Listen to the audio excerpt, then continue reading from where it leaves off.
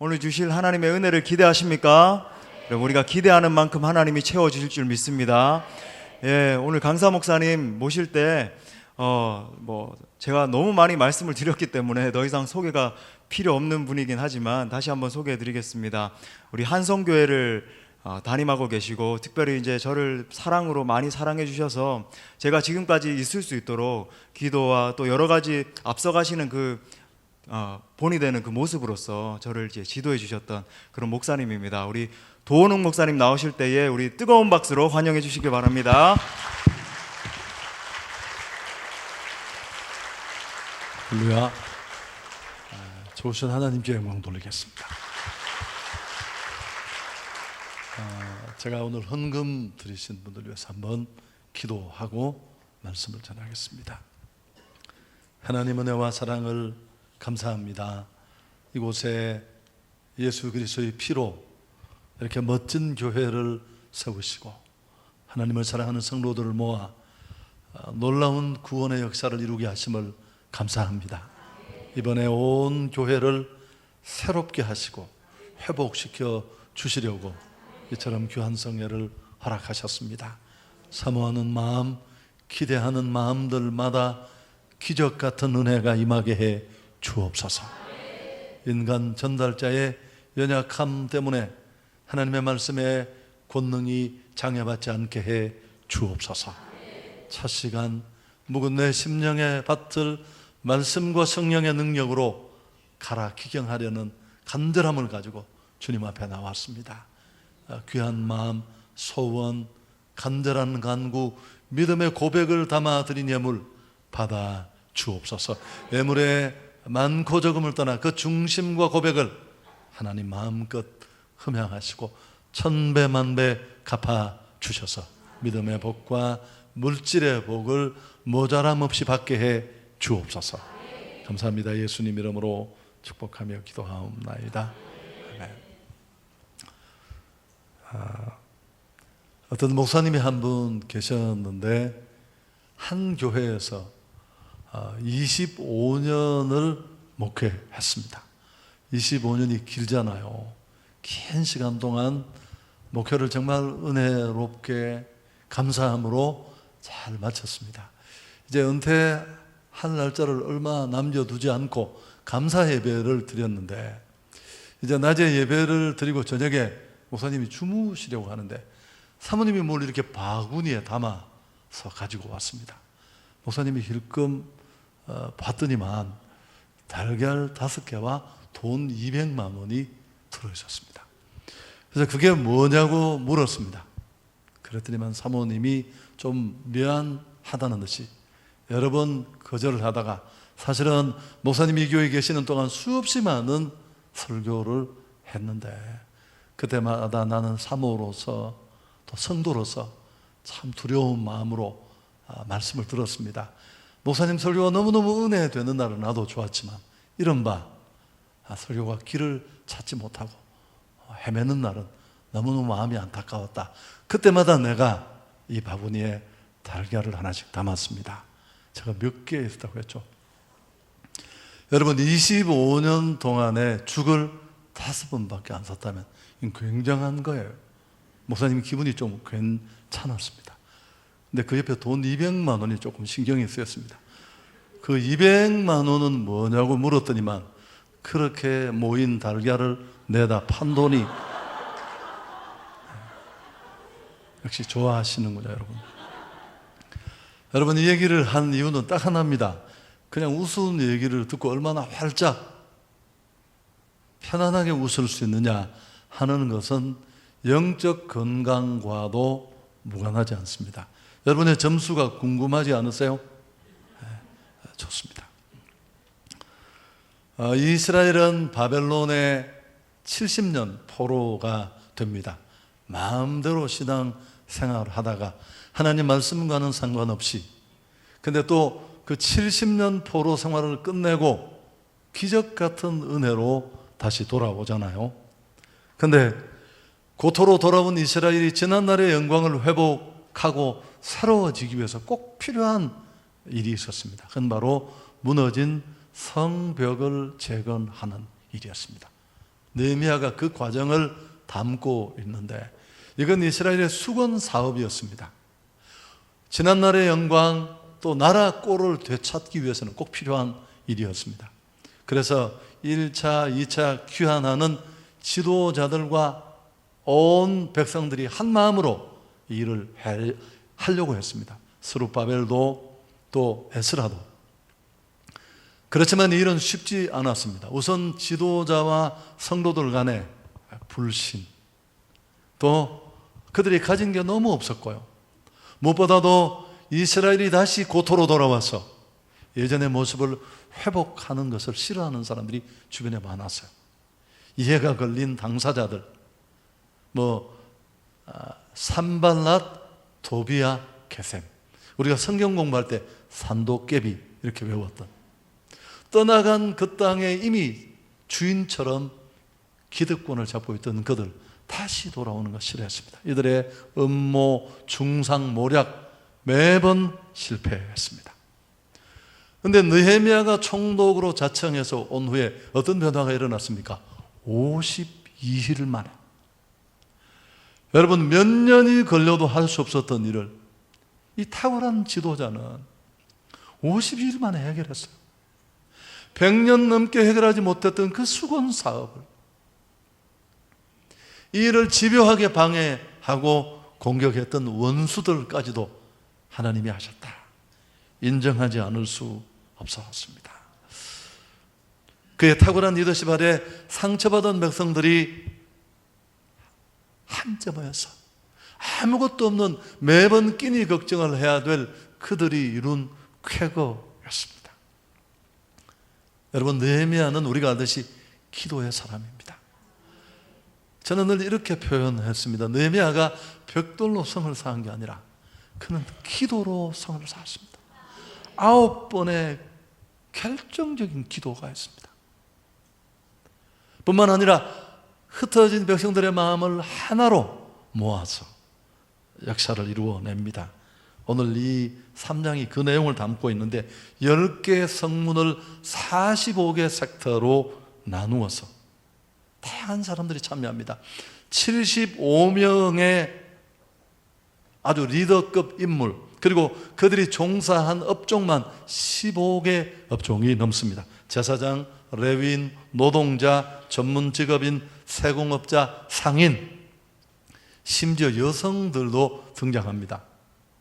여러분, 2500년 전에 여성들의 이름이 언급된 것은 매우 이례적인 일입니다. 그런데 이런 어두운 시대에 지도자들을 신뢰하지 못하고 마음은 산산조각이 나서 누구도 하지 못했던 일을 그가 이렇게 순식간에 해낸 이 느헤미야 리더십의 키가 있습니다. 오늘 그 얘기를 이 첫날 말씀드리려고 해요. 여러분, 그 키가 뭘까요? 바로 격려와 칭찬입니다. 느헤미야는 눈물로 무너진 자리에서 기도하는 무릎의 사람이었을 뿐만 아니라 그는 탁월한 격려자였습니다. 자신과 함께하는 사람들을 믿어주고 사랑하고 신뢰하고 격려했습니다. 호되게 꾸짖고 지적하고 날카롭기도 했지만, 여러분, 그 근거가 이 느헤미야 3장에 담겨 있습니다. 오늘 막 여러 사람들의 이름들을 들추어내면서 그들의 수고를 얘기합니다. 느헤미야가 왜 이렇게 세심하게 여러 사람들의 이름과 사역을 꼼꼼히 들춰내고 기록하고 있을까요? 그와 함께했던 동력자들을 격려하기 위해서입니다. 가장 많이 헌신한 사람은 느헤미야 자신입니다. 술관원장이라는 그 잘나가는 자리 내려놓고 이 어려운 곳을 자처해서 온 사람입니다. 그렇지만 이 3장에 그렇게 무수히 거론되는 이름 속에 그의 이름은 보이지 않습니다. 연예인들이 무슨 청룡 영화제, 황금 종려상 이런 거 받을 때 여러분 기억나십니까? 제가요 이번에 제대로 한 편 찍었습니다. 이런 사람 한 사람도 없습니다. 나는 참 운이 좋은 것 같다고. 너무 좋은 스태프들을 만나고 다 그렇게 하는 거예요. 더구나 구체적인 칭찬을 그는 잊지 않는데, 자 3장 20절 우리가 읽지는 않았습니다만 보면 그 다음은 삽배의 아들 바룩이 한 부분을 힘써 중수했다. 다른 여러 사람을 들먹일 때 없던 단어가 나와요. 그게 뭘까요? 힘써란 겁니다. 세상의 이 섬세한 지도자는 다 노력했지만 다 헌신한 사람.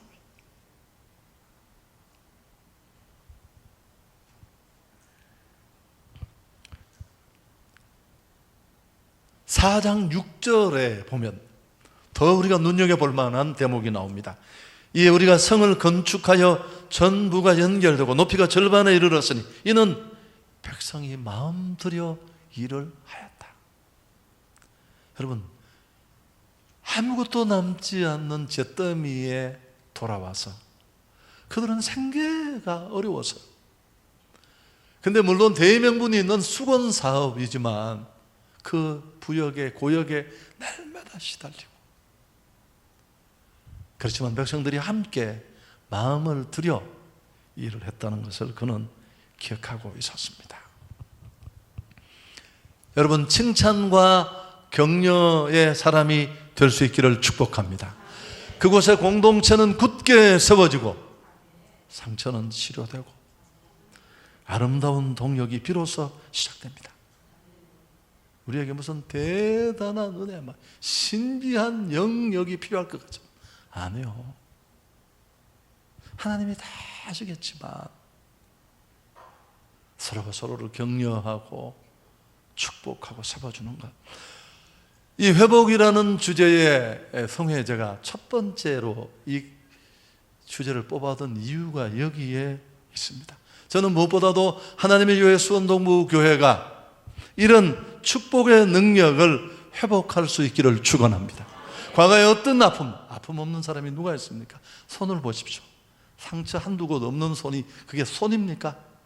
덮여지고 시간이 가서 그렇지. 너무 건강한 사람의 모습이죠. 어떤 동리에 사람들의 눈살을 찌푸리게 하는 아이가 하나 있었습니다. 참고로 이 얘기는 실화입니다. 이 꼬마가 얼마나 문제가 많은지 온 동네 사람들이 다 한마디씩 하는 겁니다. 저게 뭐가 되겠느냐고, 저게 인간이. 그런데 그 동네에 정말 기도 많이 하는 지혜로운 할머니가 계셨습니다. 이 할머니가 이 문제를 잘 알고 있죠. 좀 준비 기도를 하고 이 아이를 만나서 어느 날 등을 툭툭툭 두드려주면서, 야, 내가 한동안 너를 지켜봤는데 네가 참 말을 잘하는구나. 그리고 너는 묘하게 사람을 끄는 그런 매력을 가지고 있어. 이런 소질만 개발하면 아주 큰 사람 되겠는데 하고 등을 툭툭 두드려 주셨습니다. 이 꼴통이 이런 얘기를 들어본 적이 있을까? 1도 없었습니다. 그래서 내게도 이런 좋은 면이 있구나 싶어서 그런 사람 되려고 노력했습니다. 이 소년이 자라서 세계적인 인물이 되었습니다. 누군지 혹 아십니까? 빌리 그레이엄이 이 소년이에요. 여러분, 저는 이 얘기를 좋아하는 이유는 하나입니다. 칭찬과 격려가 얼마나 위력이 있는지. 한국의 남의 말 못되게 하고 날카롭게 하는 어떤 분이라면 뭐라고 했을까? 제가 삼가하도록 하겠습니다. 칭찬은 귀로 먹는 보약입니다. 작가 마크 트웨이는 좋은 칭찬 하나 하면 2개월을 너끈히 살 수 있다. 우리가 밥을 먹고 사는 것처럼 보지만 아닙니다.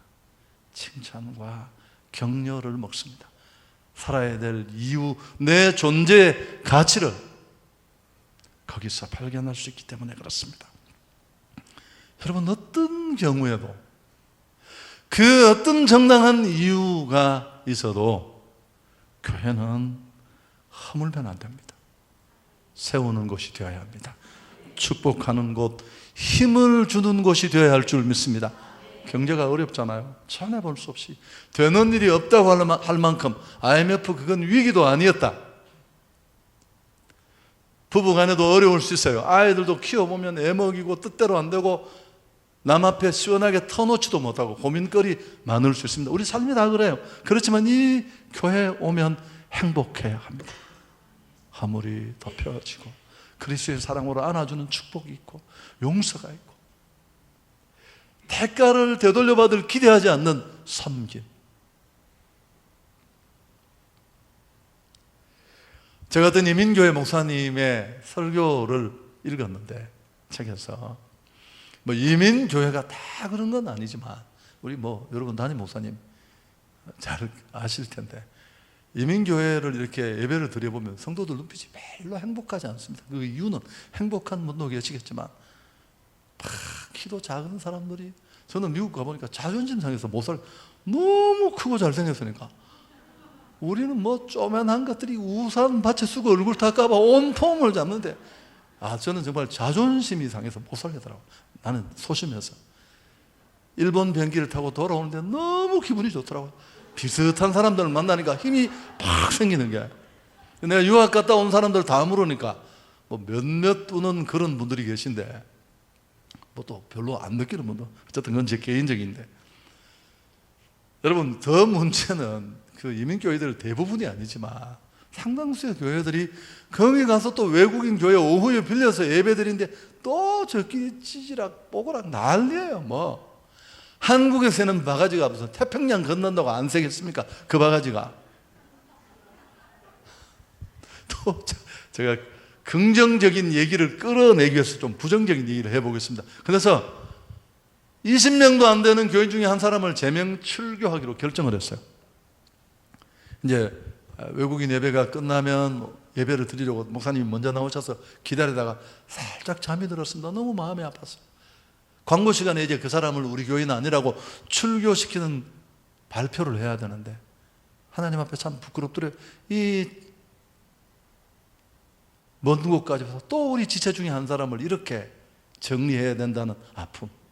근데 예수님이 탁 나타나셔서 그러더래요. 한마디를 하고 떠나셨습니다. 나는 가룟 유다하고 3년이나 함께 살았다. 제가 설명을 좀 해야 되겠죠. 세상에 너희 교회 그놈이 얼마나 나쁜 놈인지 난 잘 모르겠는데 자기 스승을 은 30에 팔아먹은 그 파렴치한 가룟 유다하고 난 3년을 함께 살았다. 그 음성 듣고 목사님이 모든 책임을 지고 광고 시간에 온 리더십들에게 양해를 구하면서 우리 정말 없었던 일로 하고 서로 사랑하고 가자고 덮고 가자고 그래서 교회가 다시 평안해지고 행복해졌다는 그런 글이었습니다. 혹시 아멘을 하실 계획이 있다면 지금이 참습니다. 아멘. 여러분 교회는 그런 곳이에요. 막 당회장실에 수사본부를 차리고 김 집사 네가 했나 안 했나 이런 거 조사하고 그런데 절대 안 해요. 여러분 사실 성경을 한 구절 더 읽고 싶었습니다. 여러분 불편하지만 한번 읽어보시겠습니까? 잠언 27장 21절.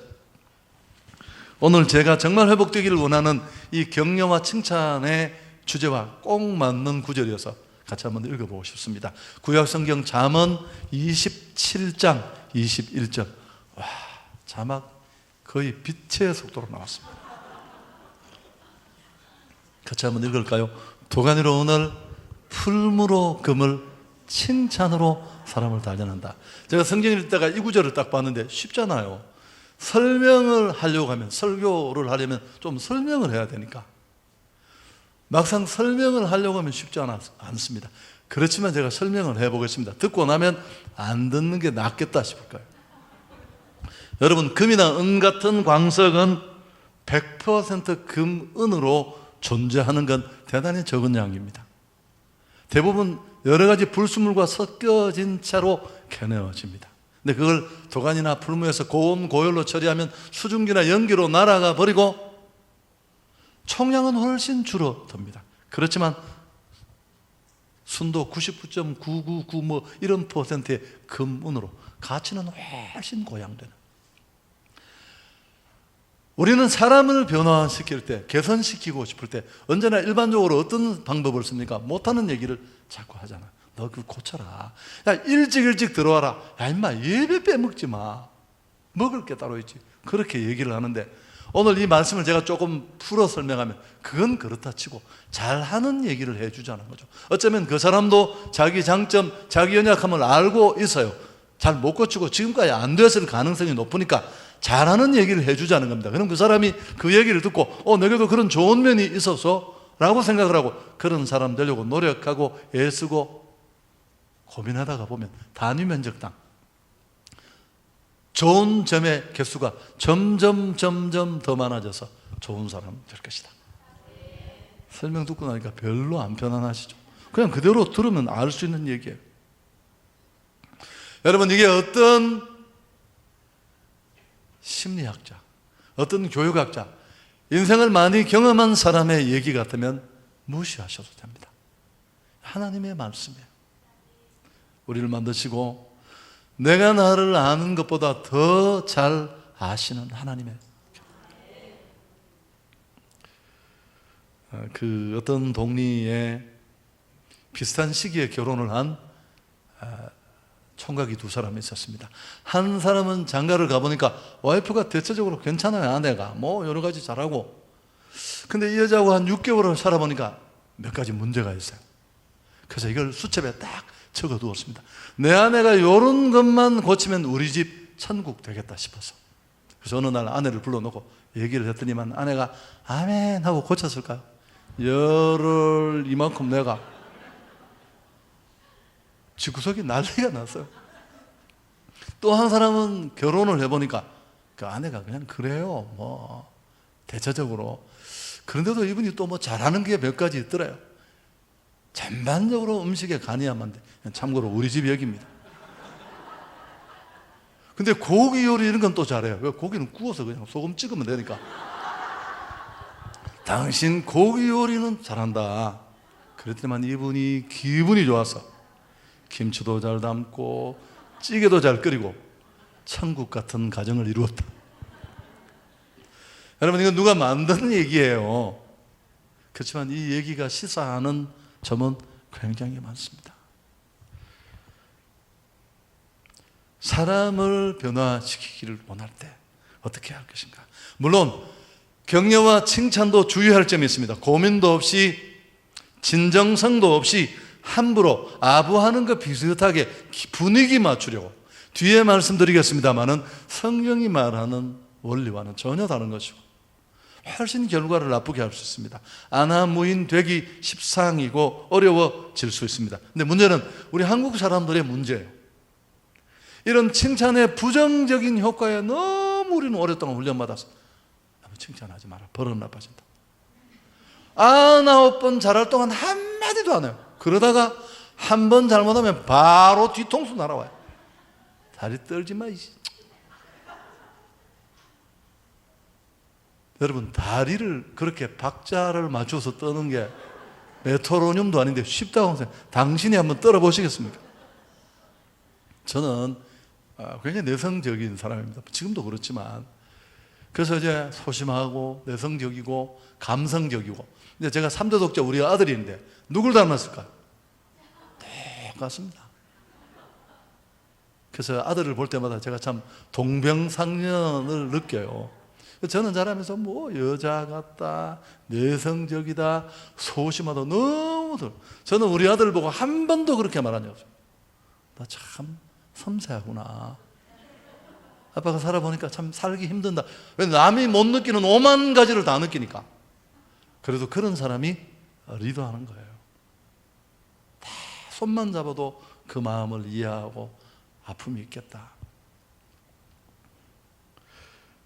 여러분, 그래서 우리 한국 사람들은 상처가 많습니다. 우리가 상처가 많은 줄을 몰라요. 상처가 많다는 제가 단적인 예를 들면 우리가 회의가 안 되잖아요. 회의가. 죄송해요. 목사님 죄송해요. 내가 39살에 경산중앙교회 부임을 했는데 첫 번째 재직회라는데 나는 무슨 비행장에 왔죠. 막 뭐가 날아다니고 난리가 나서. 나는 처음에 분위기 파악도 못했지만 이게 뭔지를 몰랐어요. 이게 내용을 나중에 정리를 해보니까 무슨 성가대 솔리스트가 몇 명 있는데, 노래 솔리스트는 아니지만 또 동네에서 자기대로 노래를 좀 하는 분들이 계시잖아요. 이런 분들이 자존심이 상하다는 거야. 나보다 못하는 게 무슨 솔리스트냐, 왜 아까운 돈을 그런 인간한테 주느냐, 뭐 그런 얘기로. 저는 너무 놀라운 장면을 봤어. 내가 한 10분을 지켜보다 그때 종이 있어. 이만한 종을 쳤어요. 조용하십시오. 기독인의 영성이 언제 나타나는 줄 아십니까? 예배 때 나타나는 게 아니고 회의 때 나타납니다. 그러니까 좀 조용하시더라고요. 여러분, 저는 그때부터 12년 동안 저는 싸우면 그냥 안 두었습니다. 정말 제가 싸워서라도 싸움을 말렸습니다. 이해가 되세요? 다른 건 다 용납해. 다투는 사람은 내가 다투어서라도, 내가 건강을 잃으면서 지킨 이 평화를 당신이 깬단 말이냐? 나 진짜 용서 못한다. 차라리 네하고 맞짱을 뜨자. 정말 온몸으로 막았습니다. 여러분, 교회는 평안하면 든든히 서가고 날마다 구원받는 사람이 많아질 줄 믿습니다. 그래서 우리는 안 하려면 다 안 해야 돼요. 9번 잘할 때도 하지 않았다면 한 번 못할 때도 그냥 넘어가셔. 상처가 없어. 격려는 받지 못하고 쥐어박히기만 해서. 자, 뒤에 좀 말씀을 드리고, 분명한 것은 칭찬이 바르게 행해질 때 사람을 세우는 유력이 나타납니다. 자, 잠언 27장을 다시 한번 보십시오. 도가니로 오늘 풀무로 금을 칭찬으로 사람을 단련한다. 이런 원문의 의미, 복잡한 의미는 아니지만 잘 풀어서 옮긴 우리말 번역, 쉬운 성경은 이렇게 번역했습니다. 도가니로 은을, 풀무로 금을 연단하듯 사람은 칭찬을 통해 성장한다.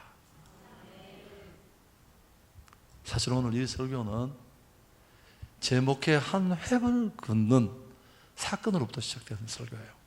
뒤에 말씀을 드리겠지만 절대 이론적인 내용이 아니에요. 헬렌 헌터라는 여성이 있습니다. 유튜브나 뭐 아니면 네이버에 검색을 해보시면, 지금도 배우이신데 물론 은퇴를 했지만 미국의 삼류 드라마 배우였습니다. 제가 이제 칼럼을 쓰는데 글 쓰는 일은 어려워요. 저는 써보니까 하나님 다음으로 무서운 게 글 쓰는 거예요. 매주 설교를 쓰지만 내 해야 할 일이라서 하는데, 이제 우리 행복을 만드는 사람들이라는 그 소식지의 칼럼을 제가 쓰는데, 그 우리 칼럼의 정체성은 정체성이 없는 게 정체성. 누가 또 내한테 편지를, 이게 정체성이 뭐냐 그래서, 야 임마, 그게 우리의 정체성이다. 목사가 쓴 것 같지 않고 예수 믿는 사람이 쓰지 않은 것 같은데 도움을 받으면서 뭔가 읽고 싶은 현대인의 정보 욕구를 충족시키면서 자연스럽게 그런 걸 또 씹는 분이 계세요. 뭐 그건 그렇고. 그래서 이제 천사가 되는 법이라는 글을 제가 샀어요. 이제 글 쓰는 게 제가 힘드니까 나름대로 요령이 생겼습니다. 좋은 얘기 하나를 통째로 가져오고 거기에 제 얘기를 조금 붙여서 이게 표절인지 지역인지를 헷갈리게 하는 거, 내 전략이죠. 그래서 얘기를 찾다가 이 헬렌 헌터라는 삼류 배우의 글을 제가 찾았어요. 여러분, 삼류라는 자가 붙으면 어느 직업군이든지 어려워요. 삼류화가, 지금은 우리 한국을 대표하는 화가가 됐는데, 제가 경산에 있을 때 화가라고 해서 탁 갔더니만 경주 엑스포 하는 데서 인형 팔고 있더라고요. 내가 너무 마음이 아파가지고. 그 다음에 무슨 맥향화랑에서 전시한다고 해서 갔더니만 그림 이렇게 사면 뭐 장미꽃도 붙이고 점도 찍었는데 점이 하나도 없어요. 성령님이 제 마음에 감동을 주셨어요. 니라도 하나 찍어라. 근데 저는 성령의 역사를 과감하게 물리치고, 우리 와이프한테 제가 또 다 당해야 되니까 차를 타고 오는데 더 감동받는 우리 여전 선생님이 뒤에서, 목사님! 하나 사지. 그래서 내가 내가 하나 산다고 해라. 그걸 하나 샀어요. 여러분, 제가 200만 원 주고 샀는데 또 지가 85만 원으로 깎아요. 내가 열받아서, 내가 깎을 걸 왜 사냐, 네 도움 주려고 내가 샀는데. 그래서 이분이, 내 이야기인데, 경산유화에 건축할 때 청도에 자기가 만든 작업실이 있었어요. 그걸 팔아서 2천만 원을 헌금하고 뉴욕으로 갔어요. 여러분 이목을이라는 작가예요. 이분이 한국의 그런 사실주의로는 대표적인 작가가 됐습니다. 그림값이 얼마일까요?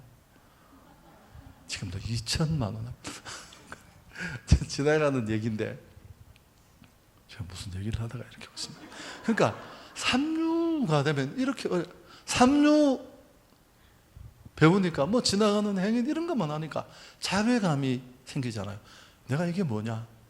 그래서 좀 주연급 배우가 되는 오디션을 봤는데 번번이 낙방해요.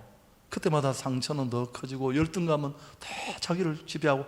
그래서 이 여자가 어느 날 결심을 합니다. 이번에 오디션 또 떨어지면 나 배우 안 한다. 또 떨어졌어요. 자신과 약속을 지키려고 다 내려놓고 평생 인생을 걸고 했던 배우의 업을 내려놓고 그만두겠다고. 여성이거든요. 집에 와서 밥이나 하려고 동네 슈퍼를 들어갔는데 여종업은 하나가 이렇게 무릎을 꿇고 물건을 정리하다가 초췌한 얼굴로 들어오는 헬렌 헌터를 알아보는 거예요. 이 삼류 배우를. 당신 헬렌 헌터 아니냐고. 참 연기 제가 잘 보고 있다고 기대한다고.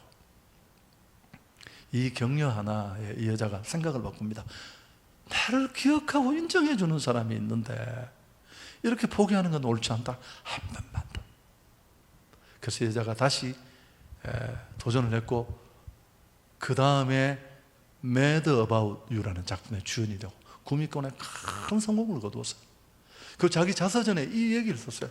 그날 내가 평생 해오던 연기를 그만두려고 초췌한 마음으로 그 슈퍼를 찾았을 때 나를 격려해서 다시 세워준 그 종업원은 사람이 아니라 천사였다. 제가 여기까지 뺏겼습니다. 천사가 되는 거 쉽습니다. 너무 내 생각과 감정에만 잡히지 말고 주변을 돌아보면 이런저런 이유로 쓰러져서 적어도 더 십자가 밑에 저 교회에 가면 위로가 있고 대가를 기대하지 않는 따뜻함이 있겠지. 여러분 구원받으려고 교회 온 사람 손 들어볼 수 있는가? 제가 경산일 때 부산에 성도를 300명 동 주지 스님이 등록을 했어요. 그분은 진짜 구원받으러 오셨더라고요. 근데 처음 봤어요. 그분 할아버지가 빵모자 쓰고 맨날 예배 드리고 내가 불쌍했어. 아유 스님이 힘들었어요. 아이고 목사님 제가 은혜를 받아서 피곤한 건 모르겠습니다. 내가 못 믿어서 부목사님 보냈더니만 사실이었어요. 뭐 그건 그렇고요. 여러분 그러니까 구원받으려고 교회하는 사람 아무도 없습니다. 그래서 그런 눈으로 주변을 돌아보면 이런저런 이유로 상하고 아픈 마음으로 온 그들을 내가 주님이 나를 껴안듯이 앉아주면 그 사람이 바로 천사인 줄 믿습니다. 동그란 거, 피리 이런 거 다 필요 없어요. 여러분 이게 교회의 모습이에요. 우리나라 사람들은 대단히 부정적입니다. 동의 전혀 안 하시죠? 자, 그럼 내가 한번 예를 들어보겠습니다. 우리나라 대통령 중에 괜찮은 사람이 있다고 합니까? 없다고 합니까? 전부 죽일 놈입니다. 자, 그럼 정말 우리 대통령은 하나도 예 없이 그렇게 나쁜 놈들만 대통령이 되었을까? 여러분, 그렇지 않습니다. 우리가 그런 꼬라지를 못 보는 거예요, 칭찬하는 거. 그러니까 대통령이 자살을 해서 죽는 나라입니다. 우리가 굉장히 젠틀한 줄 아는데 그 흔한 차이나타운도 한국에는 못 견뎌요. 하도 한국 사람들이 발광을 하니까 회의도 안 되잖아요. 회의도 열받는 아저씨들 때문에. 여러분 이런 우리 현실을 우리가 모르고 있다는 게 문제예요. 사람이 칭찬과 격려를 많이 받으면 마음의 쿠션이 이렇게 두꺼워져요. 어지간한 충격을 받아도 슉슉 그냥 악수를 했는데도 막 우와 지가 원래 아팠어요. 나는 그냥 손을 잡은 거예요. 저는 목회 현장에서 너무 많이 받고요.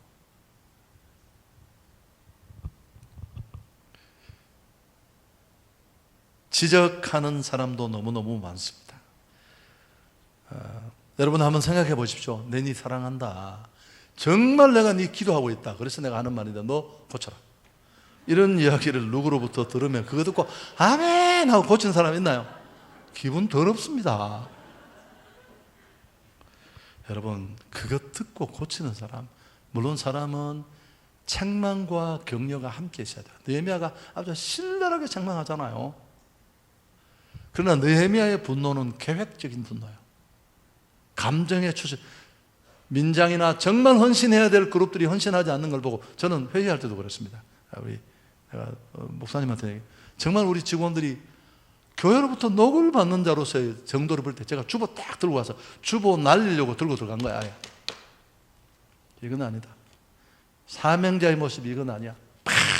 그리고 저희는 그 다음은 생략하겠습니다.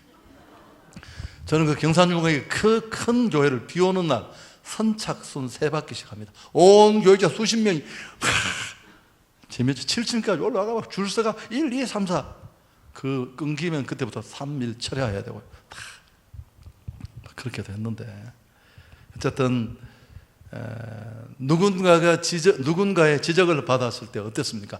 막시무스라는 사람 좀 5, 6년 더 넘었나요? 막시무스라는 사람이 쓴 책이 있습니다.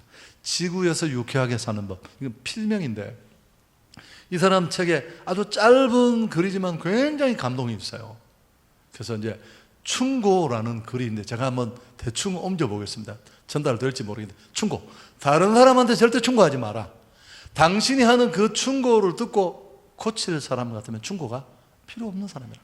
근데 당신이 아무리 얘기해도 절대 안 들을 사람 왜 충고하냐? 충고하. 내가 너한테 충고하는데 절대 충고하지 마라. 와, 전달이 됐네요. 웃으시는 거. 여러분, 저는 충고하지 않습니다. 쉽게. 사람은 그렇게 바뀌지 않아요. 그렇게 지나가는 생각 없는 사람의 얘기를 듣고 고친다면 그 사람 충고 필요한 사람이에요, 안 해요? 안 해요. 스스로도 깨우칠 사람입니다. 여러분, 저는 목회를 처음 시작하는 초기에 제가 우리 목사보다 더 날카로웠어요. 저 친구를 내가 처음 봤을 때는 정말 셌어요. 아주. 예, 한 6, 7년 유학 생활에서 처참하게 깨지고 많이 달라졌더라고요. 이제 시작에 불과하죠. 시작에 불과한데 저는 제가 부교육자로 딱 부임을 하니까 회의 때 막 장부 던지는 사람이 있길래 내가 목을 딱 잡고 화장실을 끌고 왔어요. 담임 목사님이 너무너무 좋아하시더라고요. 본인은 도대체 해결이 안 되는데 그래서 내가 당신 회의 시간에 뭐 하는 거냐? 그렇게 제가 해결을 하려고 했어요. 내가 사명이라고 생각해요. 시간이 얼마 지나지 않아서 그 사실을 알게 됐습니다. 그건 목회도 아니고 사랑도 아니고 아무것도 아니에요. 이건. 여러분, 저는 경산에 있는 12년 그 전쟁터를 방불케 하는 것에 2번의 엄청난 건축을 치르면서 상상하던 일은 다 일어났어. 주일이면 버스를 타고 가면서 제 욕을 하는 분이 계셨어요. 더 놀라운 건 그걸 또 다 방송해 주는 분이 계셨어. 그게 더 밉더라고요. 그럼 그분이 주일날 저를 딱 보면 막 도망가요. 왜 도망가냐고요? 저한테 잡히면 작살나거든. 내가 막 따라가서 목을 딱 잡습니다. 그리고 보세요. 그럼 제 얼굴을 봐야 돼요. 사랑합니다. 하고 내가 갈비뼈 한 4개가 돌아가도록 제가 안아줍니다. 저한테 안기기 싫어가 주일이면 도망가고 따라가서 잡고 제가 이러면서 12년 목회했습니다. 이런 거 아무것도 없었고 다 못한 거 하나도 없었고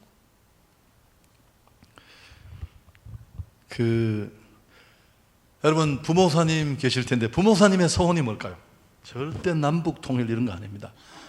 부목사님들은 남북 통일에 별로 관심이 없으세요. 내가 물어봤습니다. 우리 담임으로 얼마 전에 나가죠. 야, 소원이 뭐냐? 딱 0.5초 만에 담임 나가는 겁니다. 그래서 꿈에도 그리던 담임 목사가 되어서 첫 번째 설교를 하게 되는데 장로님 한 분이 소개를 하시고 우리 교회 새로 부임한 목사님이십니다. 설교를 얼마나 준비를 많이 했겠습니까? 성도도 수천 명 되는 교회였습니다. 그래서 사개월 설교를 하려고 마음을 먹고 원고를 잘 준비를 했습니다. 그래서 사랑하는 성도 여러분하고 눈을 딱 떴는데 수천 개의 눈이 자기를 째려보는 이 상황에 이분이 너무 당황을 해서 사개월을 바디메오라고 합니다. 오늘 제가 바디메오에 대해서 말씀을 드리고 몇 분이 웃었지만 이분이 파악을 못했어요. 너무 당황을 해서 설교는 점점 진행이 되고 결국은 뽕나무 위에까지 올리고 말았어요. 성도들 3분의 1이 쓰러졌어요. 그때 정신을 차리고 보니까 지가 엉뚱한 소리를 한 겁니다. 또 성령님은 급할 때 급하게 역사하는 거 아시죠? 그때 저쪽에서 삭개오가 나타났습니다. 뽕나무에 있는 바디멜 보고 내려와 임마, 거기 내 자리야. 제가 왜 이 웃기는 얘기를 하느냐 하면, 여러분, 변화시키는 건 우리 자리가 아닙니다. 한번 옆에 분과 이렇게 인사 불편하시지만 우리는 사랑하고 하나님은 변화시키신다. 잊지 마십시오. 우리는 그냥 끝까지 사랑하는 거예요. 혹시 남편 변화시키려고 금식 중인 분 계십니까? 존말할 때 그만두십시오. 그 사람 그렇게 절대, 하나님도 그분 잘 못 변화시키세요. 제가 책에 쓰겠는데 어떤 분이 하나님도 사람을 잘 못 변화시킨대요. 인간이 하도 순박하고 못돼가지고 안 태어나든지 데려가든지. 처음에 제가 웃어서 무슨 글을 이따위로 썼느냐고. 내 모습이고, 여러분, 우리의 모습이에요. 우리가 할 수 있는 일은 끝까지 사랑하고, 내 팔은 30cm 방해 되면 롤러에 늘려서라도, 저는 그렇게 했어요. 저는 2대 독자로 자라나서 고등학교 2학년 때까지 아버지가 저를 다리 사이에 끼워놓고 다 씻겨주고, 우리 아들. 그러니까 얻어먹고 누리는 것만 온몸에 익숙해진 사람인데, 여러분, 얼마나 어려웠겠어요. 그게 이기적인데. 그래가지고 목회가 안 되니까 어쨌든 지금도 여전히 이기적인데 참 애를 썼고 그렇습니다. 여러분, 지금부터 중요한 얘기를 하고 제가 마무리를 해볼 텐데, 왜 비판하거나 지적하는 일이 문제가 되느냐 하면, 제가 조금 전에 말씀드렸잖아요. 사람은 그렇게 변하기도 하지만 그렇게 잘 안 변해요. 근데 그건 그렇다 치고 목적 달성에도 문제가 있지만, 우리가 지적질하고 무슨 충고니 조언이니 내니 진짜 아낀다 이런 오망수식어를 붙여도 이게 훼손될 수밖에 없는 게 뭐냐면 관계가 다 무너진대요. 전문가들이 조사를 해보니까 우리가 누군가를 비판하고 지적하고 조언이라는 이름으로 행해지는 충고조차도 우리가 원하지 않았던 정보가 전달된다. 그게 뭘까요? 나는 네가 싫어. 나는 네가 탐탁지 않아. 너 보면 기분 나빠. 이 정보가 함정. 내 딸인데 정말 잘 되라고. 야, 일찍 자. 왜 너 예배를 빠지니? 여러분, 우리가 얼마나 애들을 사랑해요. 근데 애는 아빠로부터 엄마로부터 이 얘기를 들을 때마다 그 정보 말고 뭘 함께 든다고? 아빠는 네가 싫어. 아빠는 네가 탐탁지 않아. 여러분, 이걸 인격체는 이 정보를 계속 받으면 어떻게 될까요? 다 무너져요. 그리고 마침내 관계의 문을 닫습니다. 닫으면 애들이 표정이, 엄마 같다고 이야기하면 하세요. 정면으로 받으면 내가 살 수가 없으니까요. 그러면 똑바로 집 나가야 돼요. 그 반대로 칭찬하고 격려하면 어떻게 될까요? 역시 내가 전하려는 그 정보 외에 또 다른 정보가 전달돼요. 뭐 어떤 정보? 난 네가 참 좋아. 난 네가 참 탐탁해. 저는 아이가 셋인데요. 딸 둘, 우리 첫째 딸의 이름은 도레미 양입니다. 둘째 딸의 이름이 혹시 예상되지 않습니까? 제가 밑에서 위로 올라가려고 했습니다. 도시라로 하려고 했는데 설문조사에서 반응이 별로 안 좋았습니다. 그래서 1도함으로 도미솔로 했습니다. 음악에 대한 제 열정이 느껴지시죠?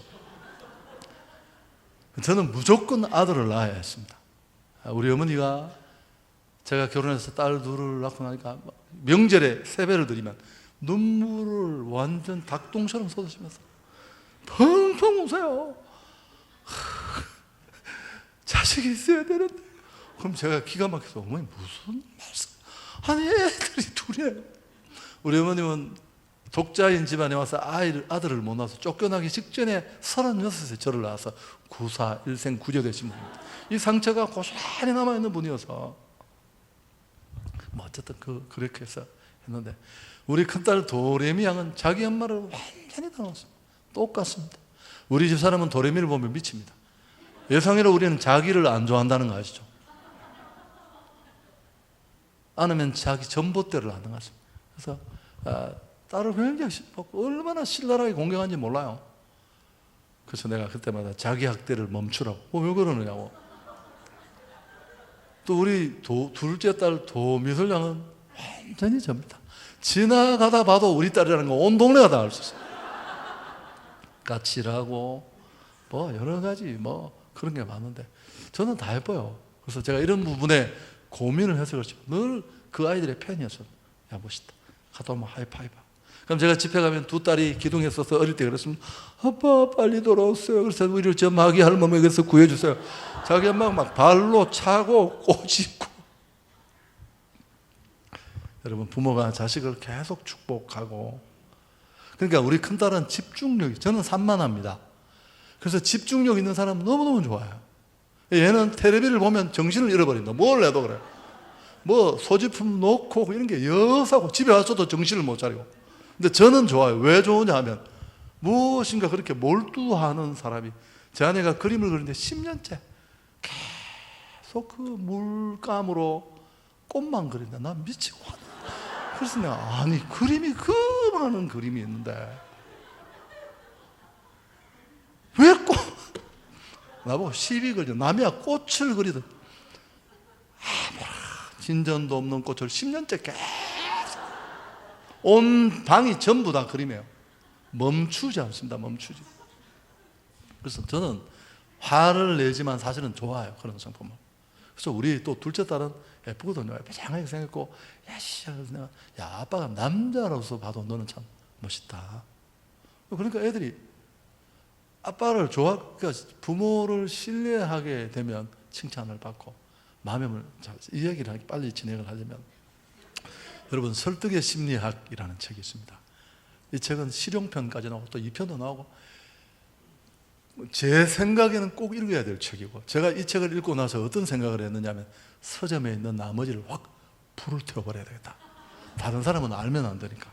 여기 6가지 마술 같은 법칙이 나옵니다. 뭐 권위의 법칙, 뭐 호감의 법칙, 일관성의 법칙, 이런 법칙이 있는데, 이 법칙에 걸리면 마음의 방어벽을 허물고 물건도 사주고 부탁도 들어주고 정신을 차리면 이 6가지 중에 하나에 걸린 거예요. 그 중에 호감의 법칙이라는 게 있습니다. 호감 있는 상대에게 부탁도 들어주고 마음을 여는 것. 근데 이 호감을 만드는 고리가 3가지입니다. 첫째가 뭐냐면 잘생긴 외모. 해당 사항이 별로 없어서 넘어가겠습니다. 여러분 잘생긴 사람이 살기 좀 쉽다는 거 인정하시죠? 두 번째, 1번은 우리한테 별로 해당 사항이, 2번 유사성, 종교, 취미, 물건을 잘 파는 세일즈맨은 차량 이렇게 본넷을 뒤에 트렁크를 열면 뭐 골프 클럽이나 보면 그렇게 접촉점을 찾아가면 물건을 팔 확률이 높아진다고 합니다. 3번째가 뭘까요? 칭찬입니다. 칭찬과 격려는 황홀할 만큼 호감을 만들어요. 제 어머님 교회 목사님이 계신데 유명한 분입니다. 지금은 은퇴하셨는데, 제가 농땡이를 많이 쳐서 우리 집에 신방 많이 오셨어요 예전에. 근데 어느 날 같이 목사가 돼서 함께 모임도 하고 한국의 최고 목회자들이 모이는 그 자리에 저를 데려가셨어요. 제가 끼기는 좀 그런데, 지역을 대표하는 사람으로. 근데 이분이 늘 저를 그러죠. 집회도 부르고 해서 이렇게 말합니다. 도누기는 내가 한국에서 딱 한 사람 추천할 수 있는 사람이다. 맨날 이러고 다니신데 제가 그분 싫어할까요? 좋아할까요? 대답을 해보죠. 내가 싫어할까요? 좋아할까요? 싫어할 이유가 하나도 없어요. 맨날 그러시는데. 근데 우리 장로님은 아시겠지만 우리 교단의 교육자들은 수련회를 여름에 가요. 국내 한번, 국외 한번. 그러면 제주도를, 예전에는 국외는 없었어요. 가면 오전에 강의 듣고 오후에 이제 이렇게 관광도 하고 그런데 제가 못 볼 걸 봤어요. 오전에 강의 마치고 이렇게 내려가는데 그 목사님이 대구에 이승희 목사라고 또 멋있는 목사, 그 목사를 세워놓고 저한테 했던 말하고 똑같은 말을 하고 있는 거예요. 내가 그래서 내가 딱 보고 야 이거 상습범이구나. 그래도 상관이 없었습니다. 제 친구가 있는데 수목음 미아성전의 고등부 부장이고 장로님이세요. 사실은 우리 친구들은 술 많이 먹은 순서대로 예수를 잘 믿습니다. 그 친구가 제일 많이 먹었던 친구인데 한 자리에서 쥐포 반쪽으로 소주를 18병 마시던 사람. 그런 친구인데 예수를 그렇게 세게 믿습니다. 온 동네 사람들이 저 집 신랑은 도대체 무슨 재미로 일을 하고 교회밖에 모르는데 우리는 다 비웃습니다. 과거를 몰라서 그렇지. 근데 그렇게 좋은 친구예요. 친구인데 저하고는 오래전에 헤어져서 못 만났는데 나는 목사가 되고 그 친구는 그동안에 많은 사고를 치고 새 사람이 되어서 정말 예수 잘 믿는 사람이 되었어요. 어느 날 제가 경산중앙교회 있을 때 와서 소문을 듣고 찾아와서 지방에 고향에 내려오는 김에 저한테 번호를 알아서 전화를 했다. 내 친구가 이렇게 큰 교회 담임이 됐다는 게 너무 감격스럽고, 가면서 내가 이 테이프를 듣는데 너무너무 은혜롭다고.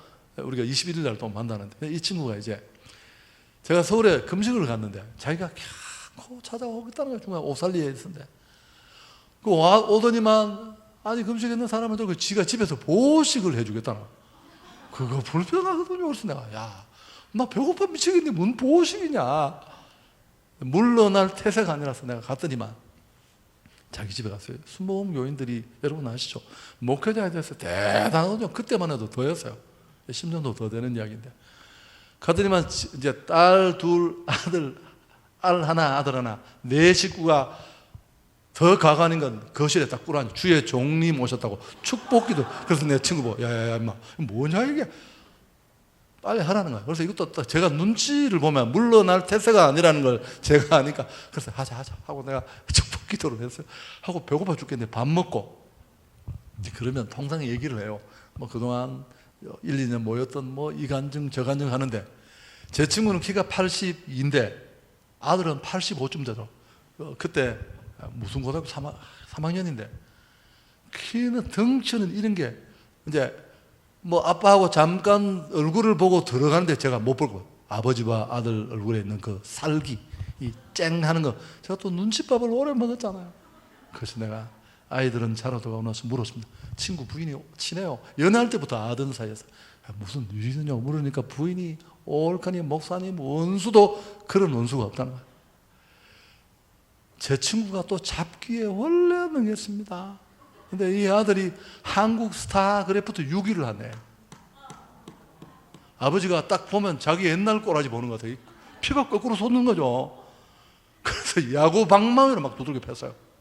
근데 이게 고등학교 들어가니까 덩치가 산만해져가지고 아버지가 잡으면 털어버리면 몇 메다 날아가고 패도 못하고 주기도 못하고 그 와중에 제가 방문을 해서 의례차 나와서 기도를 받고 들어가는 걸 제가 눈치를 챈 거죠. 그래서 제가 빨리 말씀, 친구야, 자식 사랑하는 마음을 너무너무 잘하는데 사랑은 원래 전달이 참 어렵다.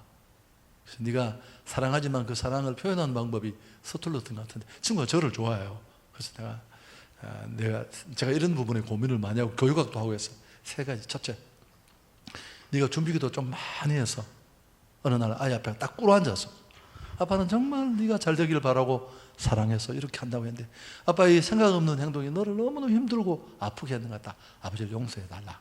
2번째, 하루 월차를 해서 커피도 마시고 피자도 먹고 극장도 보고 억지로라도 몇 번 하라. 그 다음 3번째가 뭐냐면 칭찬을 해줘. 맨날 두들겨 팼지. 그러니까 친구가 이걸 다 했어요. 첫 번째를 했더니 아들이 엄마한테 막 뛰어가 아빠가 이상하다고. 근데 이 친구 부인이, 죄송합니다, 제가 원색적으로 이야기를 해서 뭐 다른 의도가 없으니까, 이 친구 부인이 죄송합니다 책에다가 돈을 40만 원을 넣어가지고 선생님한테 갖다 드린 겁니다. 고등학교 이름은 제가 말하지 않겠습니다. 그래서 얘가 학교를 안 가려고 하니까 게임에 미쳐가지고 선생님이 돈 40만 원을 받고 어떻게 했을지 모르겠는데 아침 조회 시간에 칭찬을 해줬대요. 아마 한 40만 원어치 해줬지 않겠습니까? 얘가 그때부터 학교를 가기 시작했어요. 여러분, 얘가 외고 아랍어과를 나왔어요. 김선일이 죽던 그 해에 어려울 때 살짝 들어가서 지금 한국에서 아랍어를 제일 잘합니다. 삼성에 특채대에다가 이러면 정체가 다 드러나는데 지금 온누리교육 교육자가 됐어요. 그 친구가 몇 년 전에 저를 만났더니만 너무 감사하고 뭐 그런. 여러분, 이제 제가 진짜 이야기를 해볼게요. 제가 경산중앙교회 부임을 했는데 교회는 어려운 속에 급속도로 발전을 했습니다. 그런데 늘 좋은 일만 듣는 건 아니니까요. 어떤 중직자 한 사람이 저한테 태클을 걸기 시작했습니다. 강도가 점점 심해지면서 어느 날 우리 선임 부목사님, 그 친구가 일을 다 하는데 뭐 글자 이렇게 잘못 썼는 거, 이빨에도 이빨은 짐승한테나 쓰는 거지, 이래 시비를 걸어가. 이 친구가 열받, 경상도 사람들도 열 잘 받는데 자기 때려치운다. 그래서 내가 야, 참는 게 목회인데 참자. 그건 시작에 불과했어요. 어느 날 제가 잘못한 거 10가지를 종이에 적어봤습니다. 도는 목사는 이런 문제가 있다. 우리 손양원 목사님, 아니 그 한국의 템플스상을 받은 영락교회 그 목사님은 내 죄는 10가지가 아니고 11가지. 저는 그런 스타일 못 되거든요. 그래서 내가 당신 내 그냥 두지 않겠다. 네가 나를 얼마나 아냐? 당신이 나를 얼마나 봤느냐? 내가 너 그냥 두지 않겠다. 그래서 선전포고를 했어요. 내가. 또 원체 이분이 또 보통 분이 아니시고 아주 악명이 높은 분이었어. 회의 때 한번 누가 자기 의견을 막으면 집에 전화 10번 20번 닭머리 X부터 막 괴롭히는 그런 스타일이에요.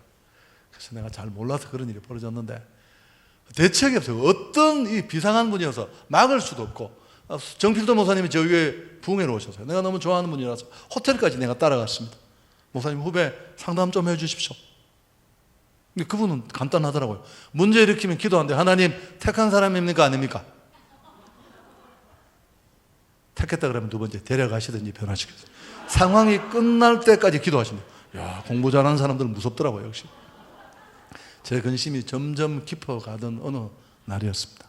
어느 날이었는데 저희 딸 도레미가 고등학교 다닐 때니까요.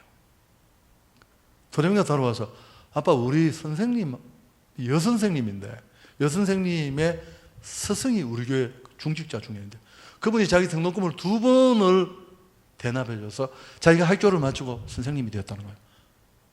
아빠가 담임인데 좀 고맙다고 인사를 전해달라고 하라고 하는데 잊어버렸다. 이분이에요.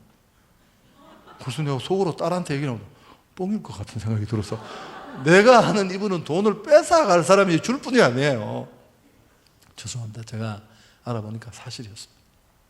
새벽에 제가 기도를 하는데 참 사람은 다 장단점이 있는데 나는 목사라는 인간이 이것밖에 안 되는데 마음에 다 자책이 되고 그때 제가 이 구절을 읽은 거예요. 그래서 준비 기도를 많이 해서 어느 주일날 현관에 이렇게 갔더니만 이분이 몇 분과 대화를 나누고 있길래 제가 가서 너무 감사하다고, 사실 우리 딸이 이런 얘기를 했는데 우리 교회 중직자 중에 이런 분이 계시다는 게 제가 너무 감사하고 고맙다고. 그리고 저는 이제 3부 예배를 들어가야 돼서 제 방에 들어왔습니다. 이분이 저를 못 잡아먹어서 늘 난리였던 분이 갑자기 제가 3부 예배 들어가서 제 방에 문을 열고 들어와서 좀 방이 커서 저 앞에서 목사님 사랑합니다. 난 처음에 이게 무슨 말인지를 저를 보고 사랑한다는 거예요, 세상에. 저도 놀라가 예, 저도 사랑합니다. 그래서 제가 3부 예배에 올라가서 설교 시간에 익명으로 그 얘기를 이제 나누면 시너지 효과가 있으니까 나누었더니만 우리 그 수석 전임 목사가 와서 누굽니까? 하길래 이야기를 했더니 목사님 뻥입니다. 그건 내가 자식아 내가 확인 다 해봤어 임마. 근데 그때부터 놀라운 일이 일어났습니다. 이분이 하루 일과가 주일날 예배가 끝나면 저한테 꼭 전화를 한두 통 하셨어요. 목사님 건강하시고 오래오래 사시고 우리 목사님 설교 잘하셔야 우리 교회가 새로워지고, 그리고 꼭 한마디 혹시 애먹 있는 사람 있으면 자기한테 얘기를 해달라.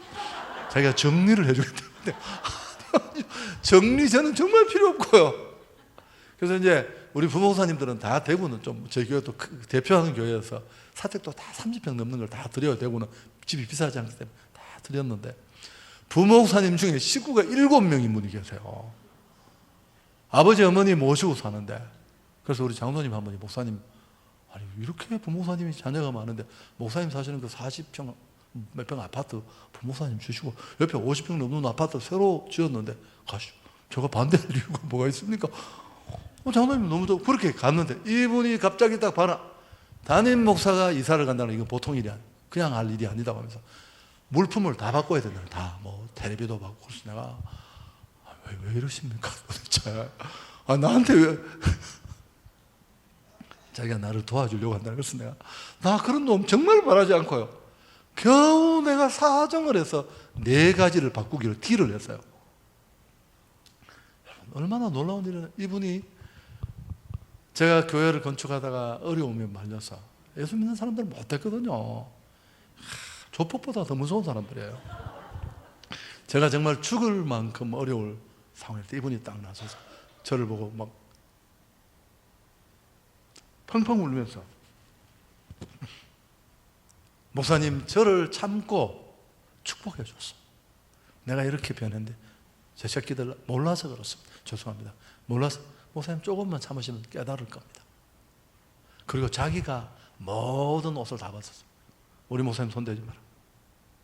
내가 모든 직 다 내려놓겠다.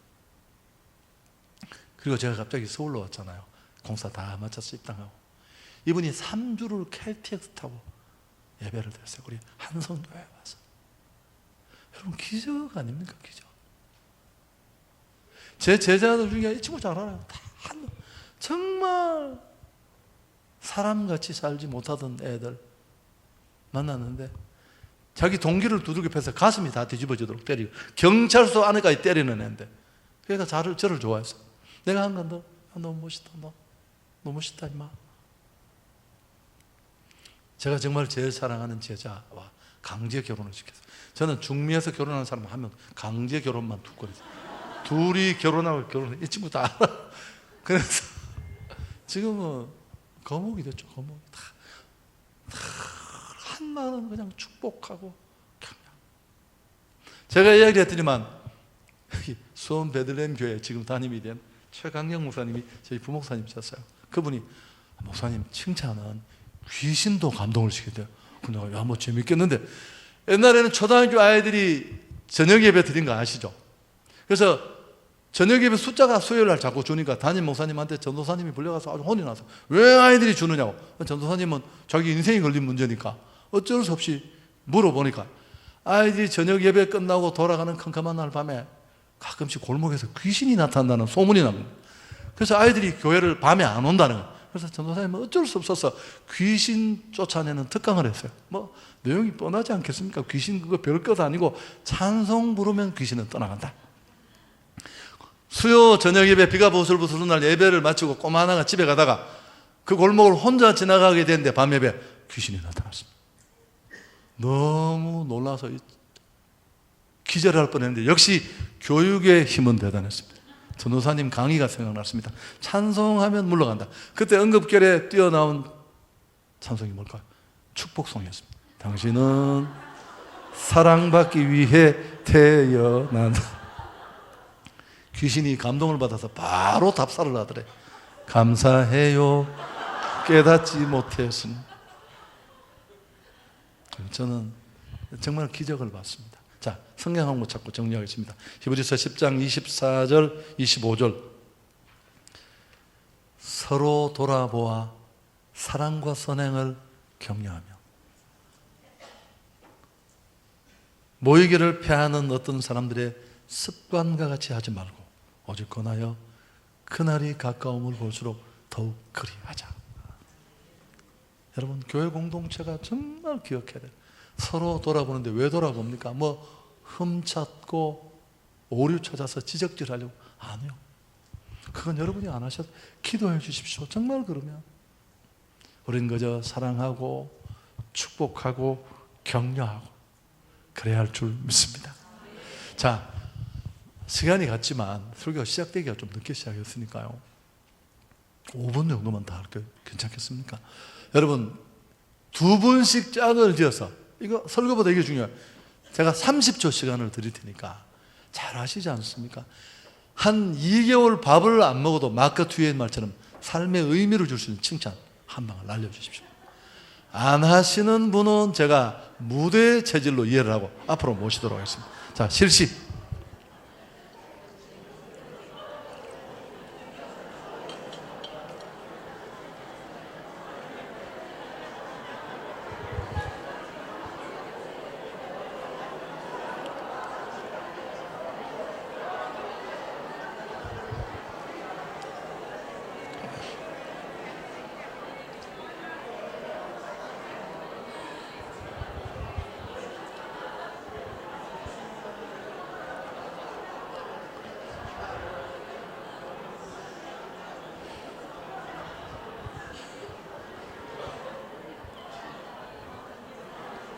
분위기 너무 좋습니다. 제가 이렇게 보니까 여러분 이 분위기 괜찮지 않으세요? 너무 좋으시고요. 그래도 내가 보니까 12명이 안 했습니다. 그래서 제가 이런 일이 있을 줄 알고 칭찬을 하나 만들어 왔습니다. 한번 두 분씩 마주 보시면서 사랑을 가득 담아서 이렇게 축복합니다. 사진보다 실물이 훨씬 낫습니다.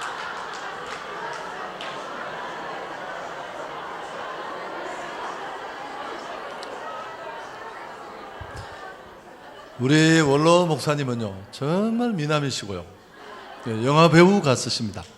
그리고 이 알통이 대단하시고, 그래서 제가 처음 부임해서 알통을 막 만지면서 놀았는데 배울 게 정말 많은 분이신데 사람을 딱 만나는 5초 만에도 칭찬을. 얼굴이 왜 이렇게 좋아? 뭘 먹은 거야?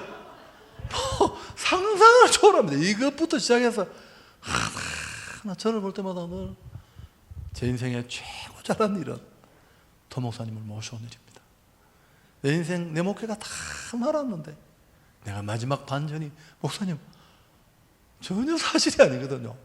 근데 그렇게 근데 저는 경상도에서 온 촌놈이 얼굴도 못생긴 게, 제가 또 후기 인상판입니까?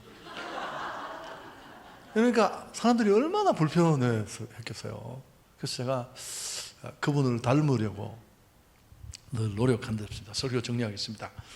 여러분, 사실 남을 충고하고 비판하는 것은 아주 위험한 일입니다.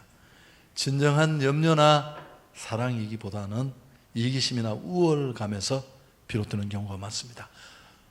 영국 속담에 잔소리하는 대로가 아니라 격려해 주는 대로 된다. 비난과 비판보다는 격려와 칭찬이 힘이 있습니다. 여러분, 정말 지적하고 싶은 게 있다면 먼저 칭찬을 여러 번 하고 관계가 열렸을 때 말씀하는 게 좋습니다. 사람을 바꾸는 데는 비난보다 격려가 효과적입니다. 허물을 덮어주는 칭찬을 해주면 스스로 변하게 됩니다.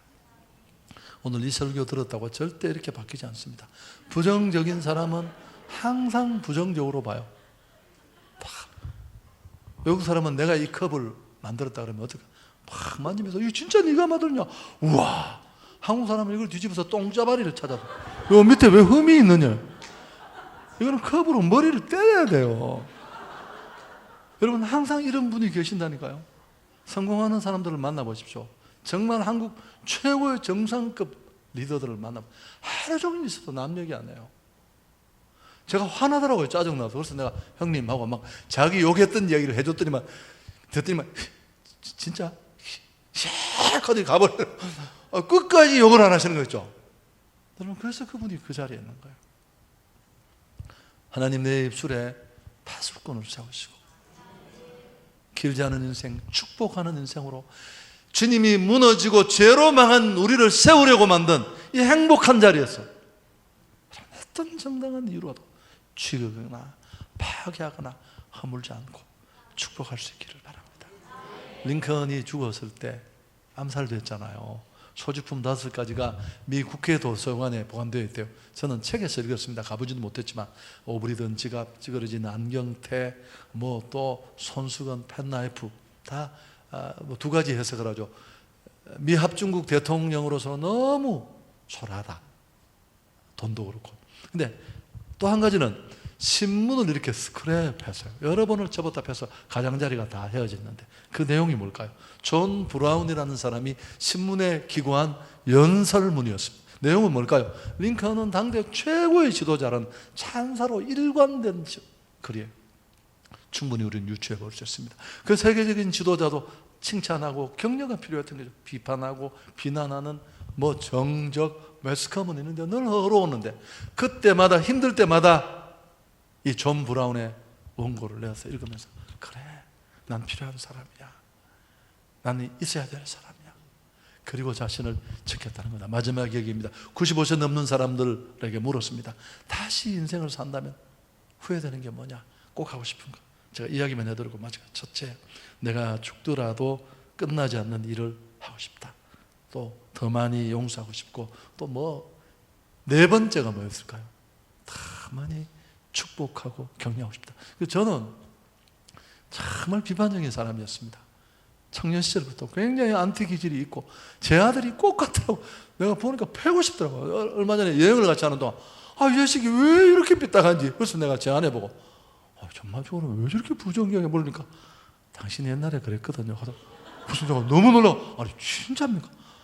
참 목사님 자신을 모르시네. 그 저항이 거기 가 있더라고요, 세상에. 여러분, 우리 장로님 한 분이 너무 비판적이에요. 내가 딱 불러서 그랬어요. 당신 회장 되고 싶다면서. 장로님 회장 못 되세요. 그런 부정적인 시각을 가진 사람은 절대 최고 지도자가 될 수 없습니다. 되더라도 어려워. 근데 지금 회장님 되셨어요. 되셨는데 제가 오늘 차도 사주시고 그런 분이신데, 그래서 내가 정말 사랑해서 직원을 저는 정말 우리가 축복하기만 하려고. 여러분, 남은 생애 동안 정말 사랑과 선행이 격려하는, 난무하는 그런 우리 수원 동부교회가 될 수 있기를 축복합니다.